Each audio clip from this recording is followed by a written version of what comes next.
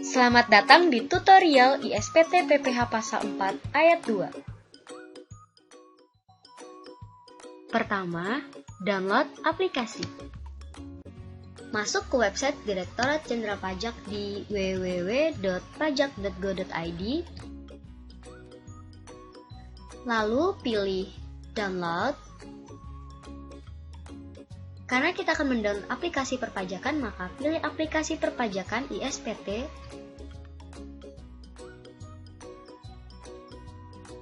Lalu scroll ke bawah untuk mencari aplikasi yang akan kita download. Kali ini kita akan mendownload aplikasi ISPT Masa PPH Pasal 4 Ayat 2.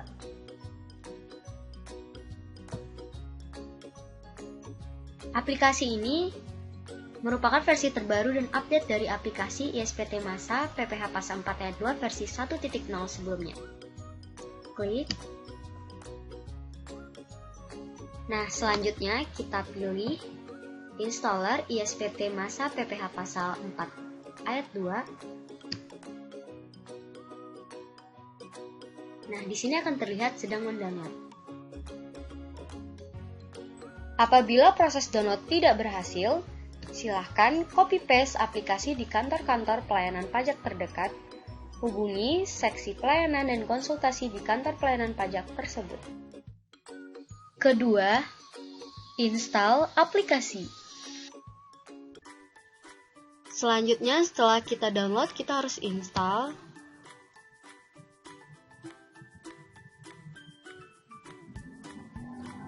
Pilih setup, kemudian setup.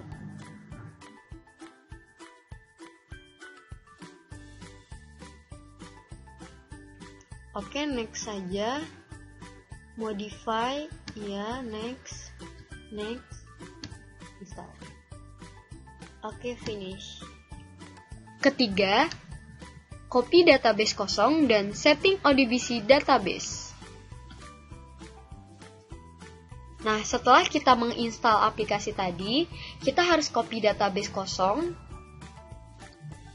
Kita pilih local disk C, kemudian pilih program files, kemudian cari folder DJP, pilih ISPT PPH 4 Ayat 2, kemudian cari folder database. Database ini kemudian kita copy ke folder yang aman dan mudah dicari. Di sini saya ambil tutorial.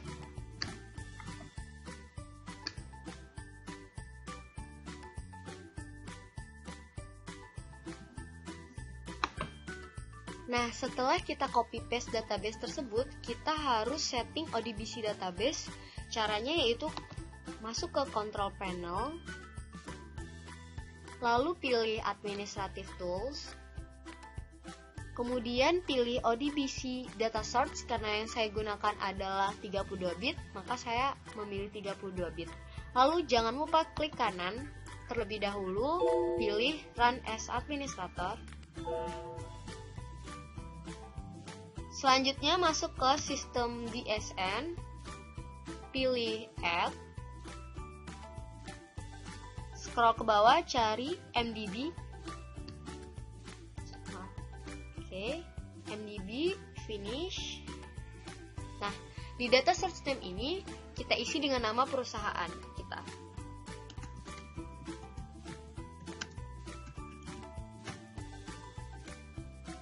Di bagian deskripsi boleh dikosongkan, kemudian pilih database. Ini kita memilih database yang sudah kita copy paste tadi. Tadi saya simpan di D. Nah, di sini sudah muncul database yang kita copy paste tadi, kemudian oke. Nah, database kita tadi masuk ke list database ini. Kita cari, kita pastikan. Nah, ini PT Visi Digital Intari. Oke. Keempat, penggunaan aplikasi. Untuk menggunakan aplikasi ISPT PPH Pasal 4 Ayat 2 yang telah kita install tadi, maka kita cari ISPT Pasal 4 Ayat 2. Nah, jangan lupa klik kanan, kemudian pilih Run as Administrator. Kemudian di sini akan muncul list database yang pernah kita buat. Kita pilih database yang akan kita gunakan.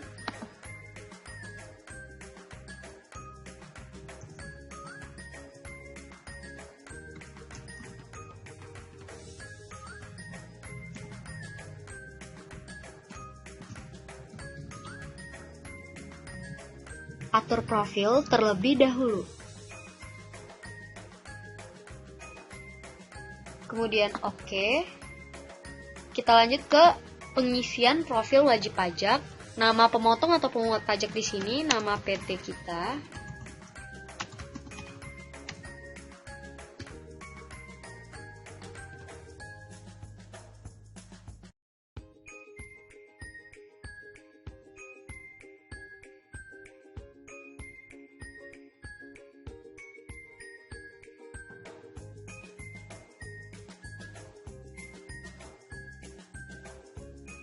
Nah, KPP di sini sudah otomatis berdasarkan NPWP yang kita gunakan.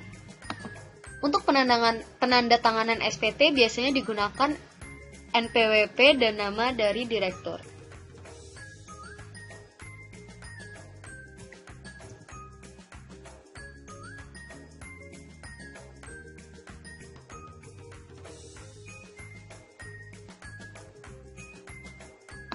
Untuk NPWP kuasa dan nama kuasa diisi jika perlu.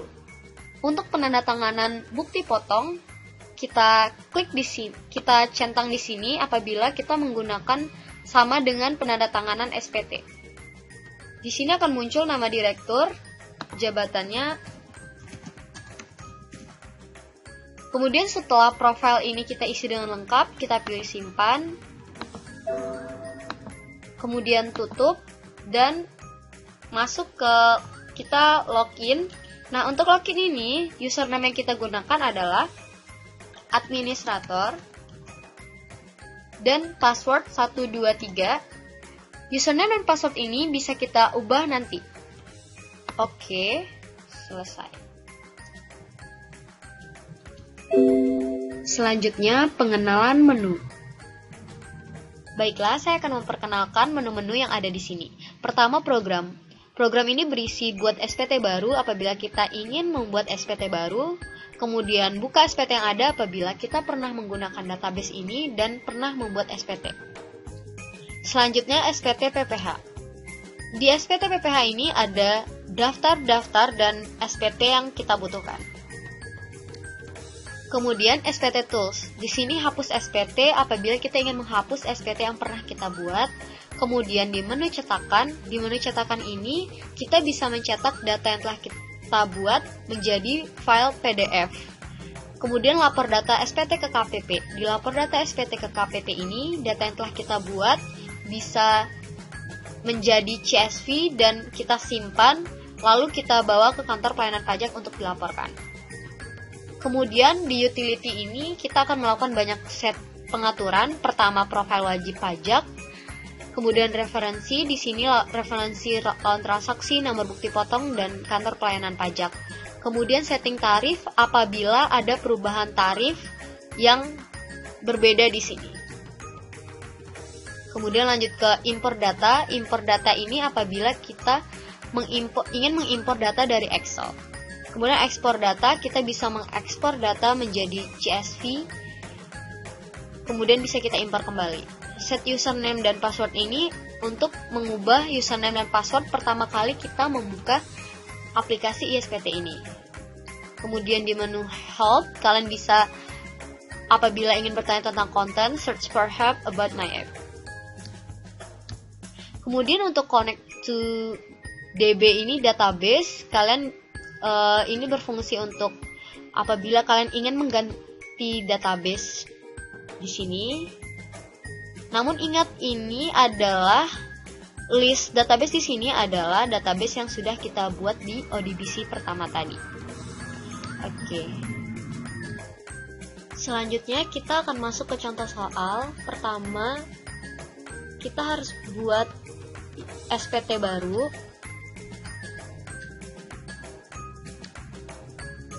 Januari 2016.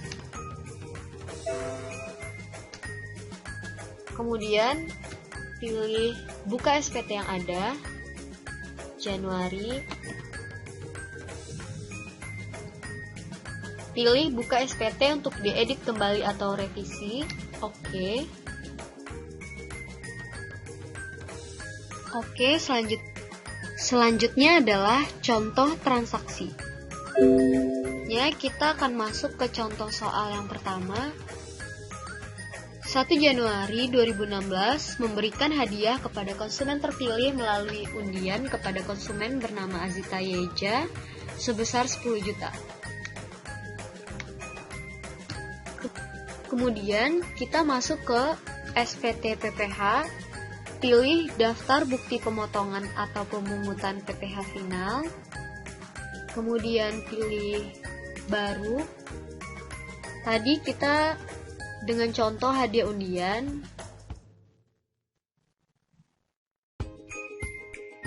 Pertama, jangan lupa ubah dulu tanggal bukti pemotongan, tanggal pemotongan.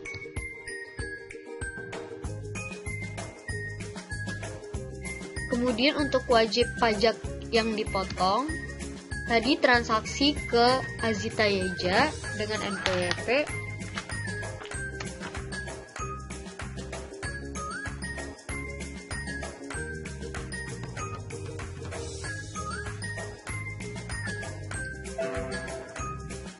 Kita harus input data baru.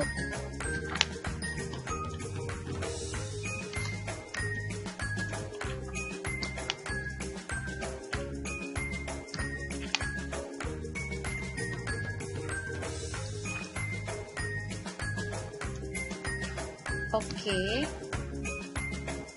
Kemudian kita pilih jenis hadiah undian. Ketik saja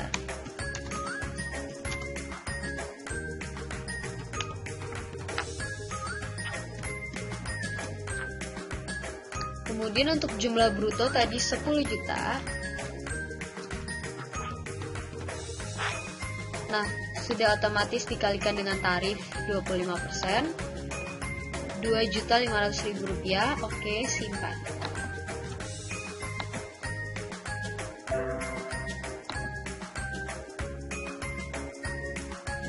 Tutup. Nah, di sini sudah masuk ke list daftar bukti pemotongan. Kemudian kita masuk ke contoh soal nomor 2. Sebelumnya kita tutup. Contoh soal nomor 2. 2 Januari 2016 membayar sewa gedung dari CV Regi Ragura tidak memiliki NPWP dengan nilai sewa 80 juta. Oke, kita masuk lagi ke SPT PPH, daftar bukti pemotongan. Pilih baru. Kemudian tadi membayar sewa, penghasilan dari persewaan. Jangan lupa ganti tanggal pemotongan. Nah, karena Regi Ragura tidak memiliki NPWP, maka kita isi dengan 0000000.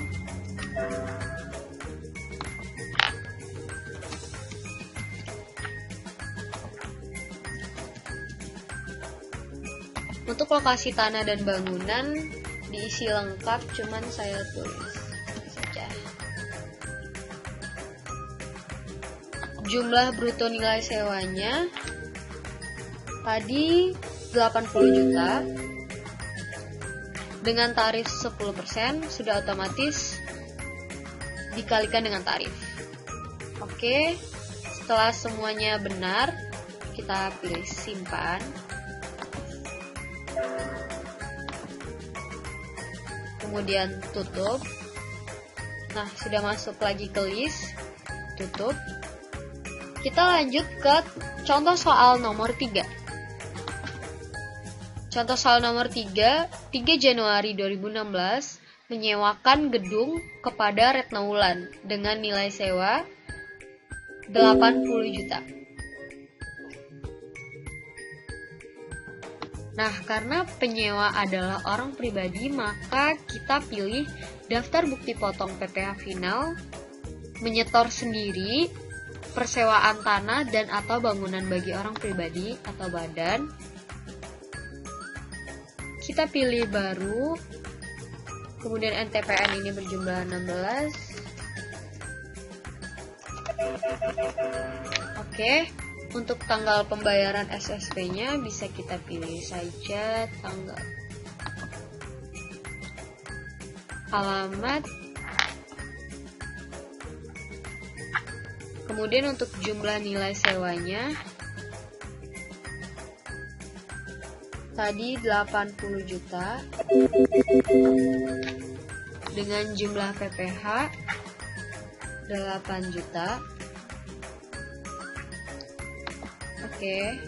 Kemudian setelah semua transaksi, penulisan transaksi ini benar, maka kita pilih simpan. Yes.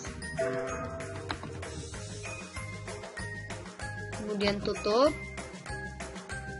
Untuk daftar PPH yang disetor sendiri sudah ada listnya, kemudian tutup. Nah, kemudian kita masuk ke contoh soal nomor 4. 4 Januari 2016 membeli ruko dari Ibu Sabrina tidak memiliki NPWP dengan harga 250 juta. Kita masuk ke SPT PPH, masuk ke daftar bukti potong setor sendiri, wajib pajak yang melakukan pengalihan hak atas tanah atau bangunan,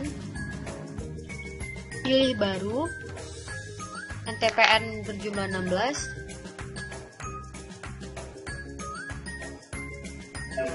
Oke, untuk tanggal pembayarannya jangan lupa diubah. Untuk jumlah brutonya 250 juta. Untuk PPH-nya 6.250.000 adalah hasil dari 2,5% dikali 250 juta. Ingat, untuk tarif pengalihan hak atas tanah dan bangunan telah berubah dari 5% menjadi 2,5%. Kemudian kita pilih simpan. Oke, tutup. Harus membuat daftar surat setoran pajak. Buat baru.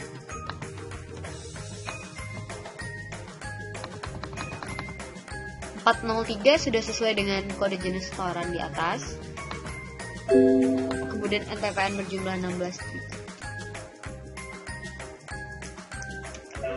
Jumlah pembayaran 8 juta. Untuk tanggal setornya paling lambat tanggal 10, maka kita pilih sebelum tanggal 10 bulan berikutnya. Oke. 8 Februari 2016. Oke, selanjutnya simpan. Kemudian kita buat SSP untuk nomor 2.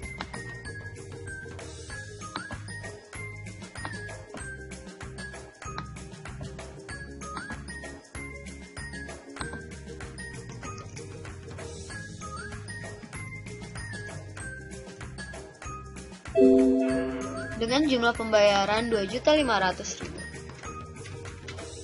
Untuk tanggal setornya sama.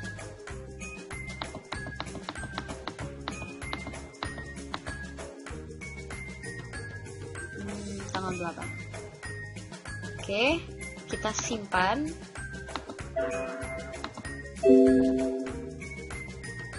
Setelah selesai kita tutup. Nah, selanjutnya kita akan membuat SPT masa PPH pasal 4 ayat 2. Caranya yaitu masuk ke menu SPT PPH, pilih surat pemberitahuan SPT masa. Nah, kemudian di sini kita bisa memeriksa kembali transaksi yang telah kita buat. Lanjut ke halaman 2. Untuk tanggal pelaporan SPT paling lama tanggal 20 bulan berikutnya, maka kita pilih tanggal 19. Oke, simpan. Nah, untuk checklist surat kuasa khusus bisa dicentang jika kita menggunakan surat kuasa khusus. Karena di sini saya tidak menggunakan surat kuasa khusus, maka saya biarkan kosong. Kemudian simpan. Kemudian tutup. Nah, selanjutnya kita bisa mencetak ke dalam file PDF dengan cara pilih masa pajak dan tahun pajak. Karena tadi kita bikin di Januari, maka kita pilih. Kemudian kalian bisa centang satu kotak, kemudian pilih cetak, dan hasilnya akan menjadi PDF. Kita tutup. Selanjutnya, kita akan melaporkan SPT ke KPP. Dengan caranya adalah masuk ke menu SPT Tools, kemudian pilih lapor data SPT ke KPP. Di sini pilih masa pajak Januari, karena di sini kita menggunakan transaksi di bulan Januari. Tahun pajak 2016, tampilkan data, akan muncul data-data yang telah kita buat, kita centang. Nah, di sini jangan lupa memilih lokasi file yang aman dan mudah untuk ditemukan. Di sini saya taruh di tutorial lagi. Nanti data ini akan tersimpan dalam bentuk CSV di dalam file ini. Oke, setelah diperiksa semua data telah benar, maka kita create file.